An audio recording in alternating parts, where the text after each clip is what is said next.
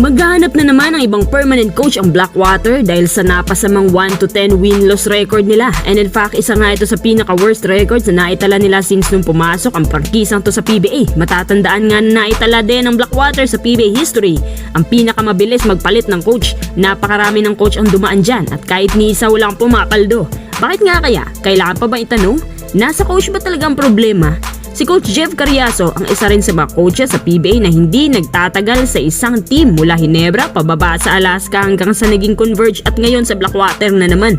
Ibig sabihin, may lackings din si Coach Jeff na gumagamit ng motion offense pero yung offense nga nila halos wala ng motion. Karga lahat yan ni Cedric Bearfield at hindi siya versatile sa paggamit ng ganitong sistema depende sa sitwasyon. Pagdating naman dyan, hindi mo rin masisisi si Coach Jeff na magmaniobra ng isang team na napakaraming kulang-kulang na pyesa at namimigay pa ng potential players sa iba. Napapabalita nga na si Cedric Bearfield malapit na rin umexit sa kanila at ipapalit nga raw ito kay Alex Stockton.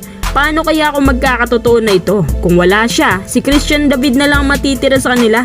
Kaya mas lalo maghihingalaw si Coach Jeff na gumawa ng system. Kapag ganun nakatagilid ang team mo, nakakaduwag nga naman yan kahit terra firma lang ang kalaban. Ang tanong na lang dito ay kung paano malalagpasan ng Blackwater ang kanilang pagiging farm team at pang decoration lang daw sa PBA. Kahit si Coach Jeff alam nga ang mga bagay na yan. Kung masisibak si Coach Jeff, siguradong wala pa rin itong tulong. Sa palagay ko, ang dapat gawin ng Blackwater, baguhin ang mga sarili nila.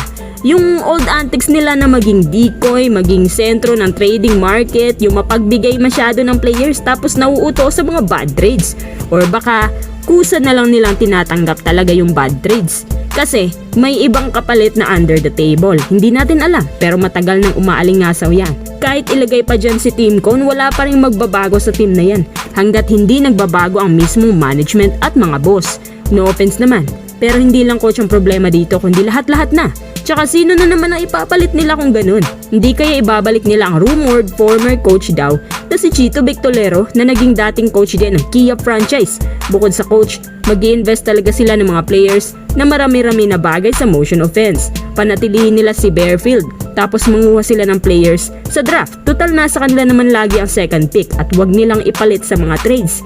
Mas maganda pa rin yung may young core. Kapag nahinog na, hawakan lang nila at mag-increase ng sahod kapag ganito. Baka may chance pa. Ang Converge nga gumastos hirap. Ano pa kaya yung second to the last lagi sa standings?